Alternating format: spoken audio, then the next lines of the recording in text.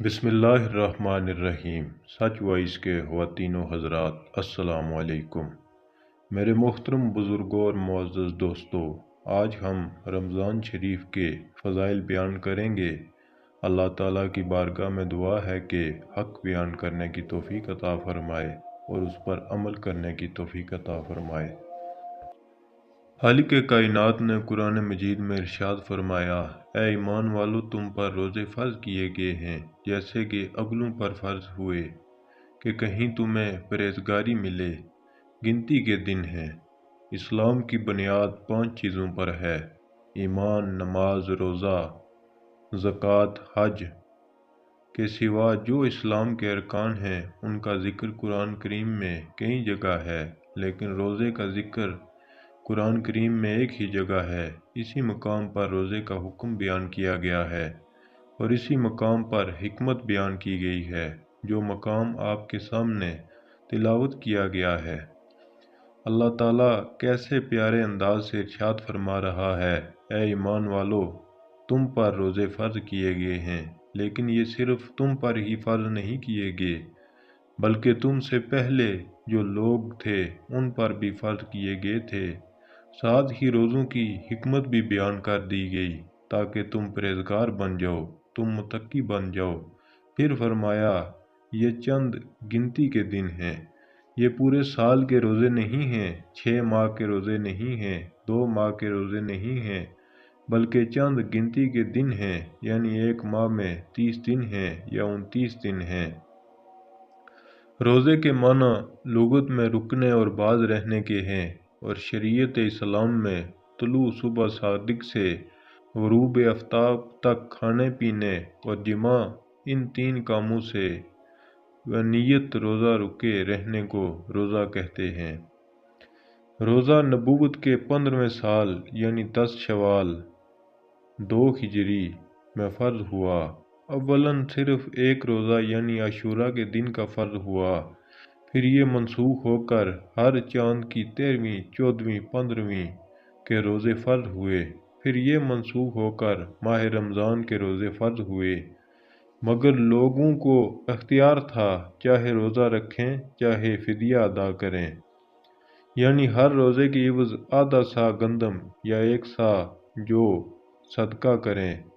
پھر یہ اختیار منسوخ ہو کر روزہ لازم ہوئے، مگر یہ پابندی رہی کہ رات کو سونے سے پہلے جو چاہو کھاؤ، سونے کے بعد کچھ نہیں کھا سکتے۔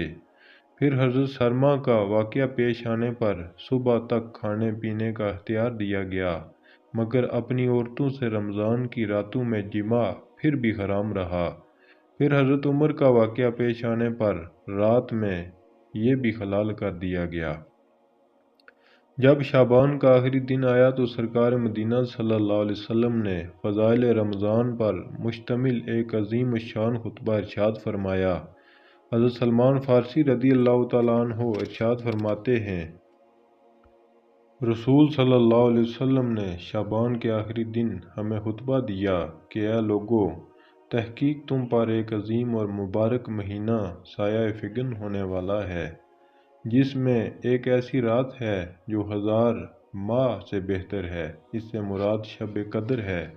یہ وہ مہینہ ہے جس کے روزے اللہ تعالیٰ نے فرض کیے اور جس کی رات کا قیام نفل بنایا، مراد نماز تراویح ہے، اور جو اس ماہ میں نفل سے قرب الہی حاصل کرے گویا اس نے دوسرے مہینے میں فرض ادا کیا، اور جو اس میں ایک فرض ادا کرے تو ایسا ہوگا جیسے اس نے دوسرے مہینے میں 70 فرض ادا کیے۔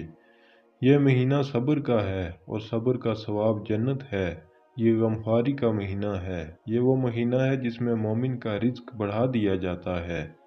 جو اس مہینے میں کسی روزے دار کو افطار کرائے تو اس کے گناہوں کی بخشش ہوگی، جہنم سے آزادی ہوگی اور اسے روزے دار کے برابر ثواب ملے گا، اس کے بغیر کہ روزے دار کے ثواب سے کچھ کم ہو۔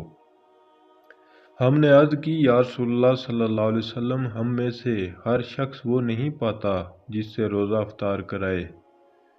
تو رسول صلی اللہ علیہ وسلم نے فرمایا کہ اللہ یہ ثواب اسے دے گا جو روزے دار کو ایک گھونٹ دودھ یا کھجور یا گھونٹ بھر پانی سے افطار کرائے، اور جو روزے دار کو پیٹ بھر کر کھلائے، اللہ اسے میرے حوض سے وہ پانی پلائے گا کہ کبھی پیاسا نہ ہوگا حتیٰ کہ جنت میں داخل ہو جائے۔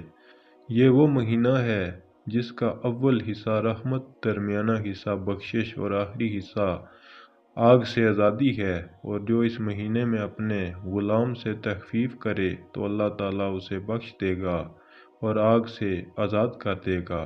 سرکار مدینہ صلی اللہ علیہ وسلم نے رمضان المبارک کا چاند نظر آنے سے پہلے ہی صحابہ کرام کو خطبہ دیا اور اس میں رمضان کے فضائل بیان کیے، رمضان کی اہمیت کو بیان کیا، رمضان کے اعمال کو بیان کیا، تاکہ صحابہ کرام رمضان شریف میں پورے ذوق اور شوق کے ساتھ عبادت کریں۔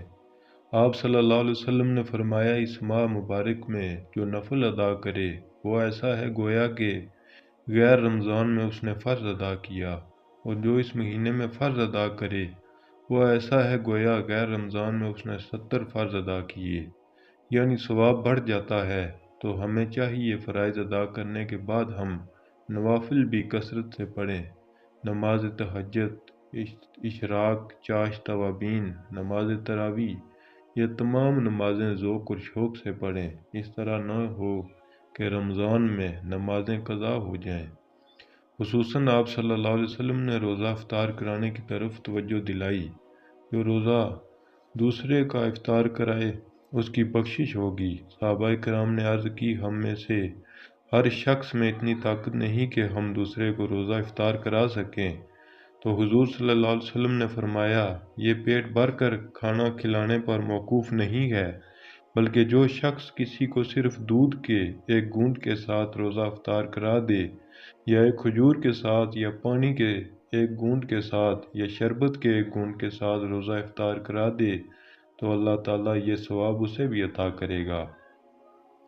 روزے دار کے ثواب میں کوئی کمی نہیں آئے گی، لہذا اس برکتوں، رحمتوں اور بخشش والے مہینے میں زیادہ سے زیادہ سخاوت کرو اور روزے افطار کراؤ۔ میرے کریم صلی اللہ علیہ وسلم نے غریبوں کا ہر موقع پر خیال رکھا۔